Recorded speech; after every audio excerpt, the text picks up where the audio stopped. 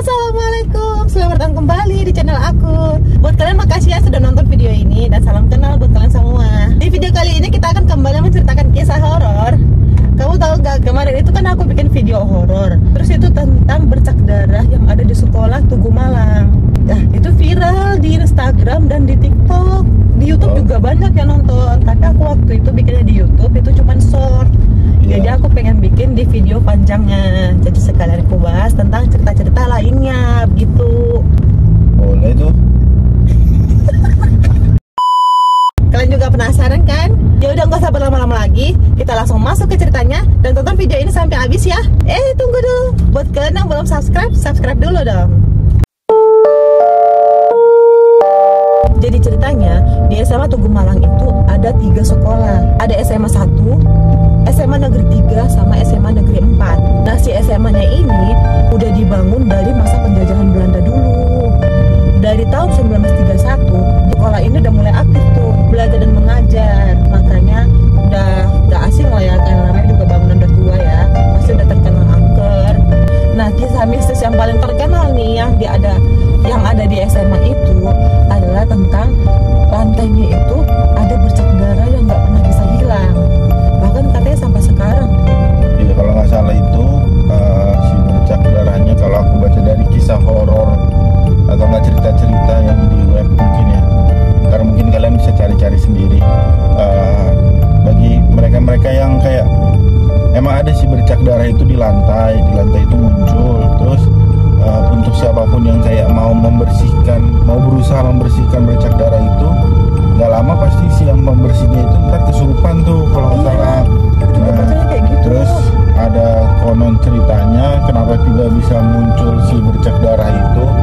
Ada satu sumber sih, aku lupa tadi aku baca di mana, apa di berita di Tribun News. Nah itu infonya sih katanya itu karena dulu pernah sering namanya tentara Indonesia yang mendapat penyiksaan. Nah kan pasti mengeluarkan banyak darah tuh Di situ. nah akhirnya ya bercak darahnya itulah yang Jadi itu aku baca juga dari artikel. Nah, si lantainya ini karena udah menyebarkan ceritanya kemana-mana. Nah, si dari pihak sekolah mengganti lantai itu dengan ubin kayu. Tapi ternyata bercak itu masih tetap aja muncul.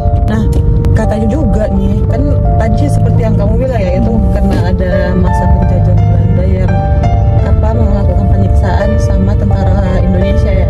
ya aku baca sih kayak gitu. Nah, itu katanya juga sering banget ada penampakan sosok yang tanpa kepala juga di sekitar sekolah itu. Tapi ya, sekolah itu katanya sampai sekarang itu SMA favorit loh. Iya, nah ini jelas namanya udah berdiri lama, terus udah menyandang nomor 1. Nomor kecil biasanya emang anggap menjadi SMA favorit nih kalau di daerah-daerah Jawa. Iya, tapi ada juga nih yang aku baca dulu itu di SMA Tugu Malang ini pernah terjadi kebakaran. Oh iya, itu yang aku tahu itu karena kebakaran itu yang lantai tadi berwarna kuning. Nah dia jadi memiliki kayak bercak merah-merah gitu akibat kebakaran tersebut. Nah iya, makanya kayak ceritanya jadi beda-beda ya. Jadi ada satu yang kena kebakaran, satu lagi karena waktu penjajahan Belanda yang eksekusi tentara Indonesia ya kan. Kalau menurut kalian bagaimana? Siapa tahu di antara kalian tahu ada cerita aslinya, silakan komentar di bawah ya. Nah, ada juga yang kedua tuh ceritanya. Kalau nggak salah itu aula dan terowongan angker deh di SMA itu. Jadi si SMA 1, 3, dan 4 itu bisa terintegrasi dari si terowongan-terowongan tersebut.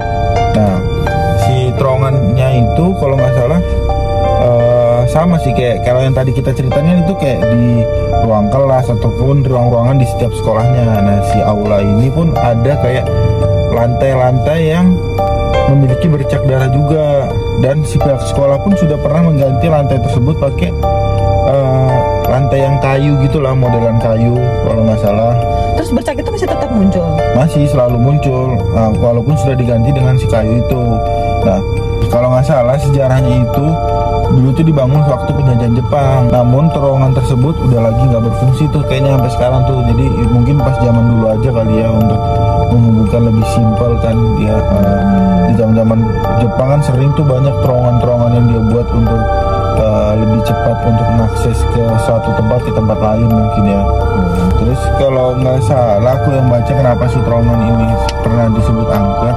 Dulu sempet tuh ini agak urban legend sih kayaknya. Dulu tuh sempet ada cerita kayak dua siswa tuh yang mencoba untuk masukin ke terowongan itu. Masuk dia. Buat uji nyali atau gimana? Ya tahu, mungkin penasaran aja kali mereka.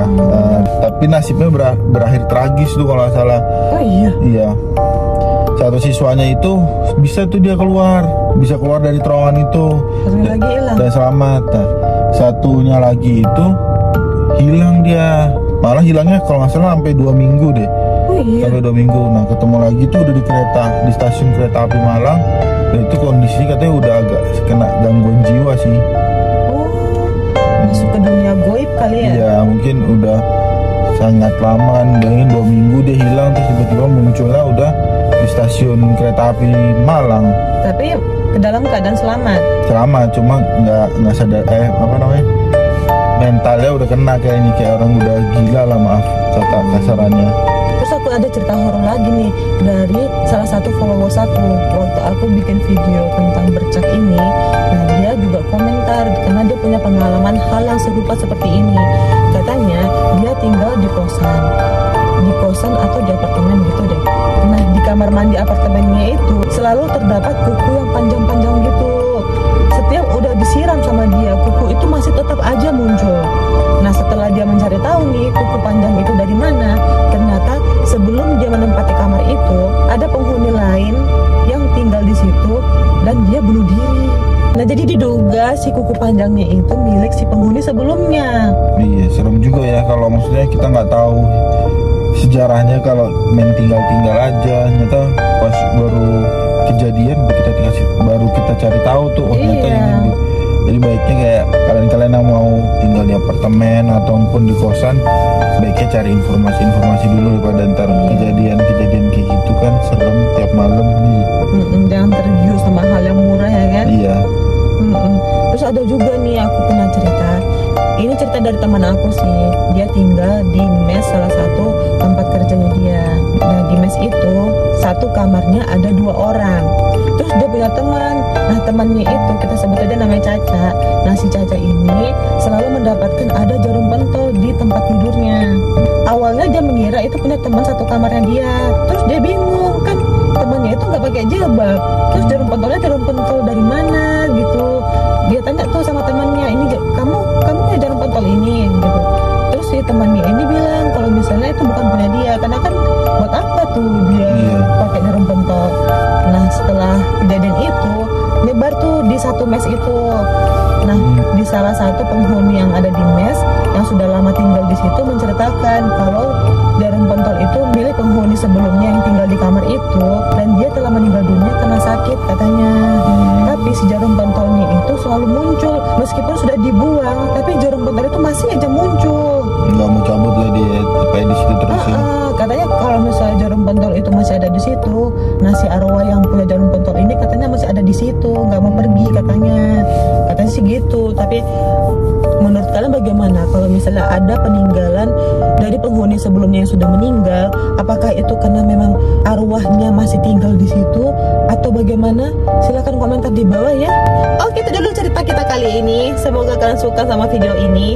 Atau kalian punya pengalaman horor lainnya, silahkan komentar di bawah atau bisa mengirimkan ke email aku yang ada di deskripsi ya.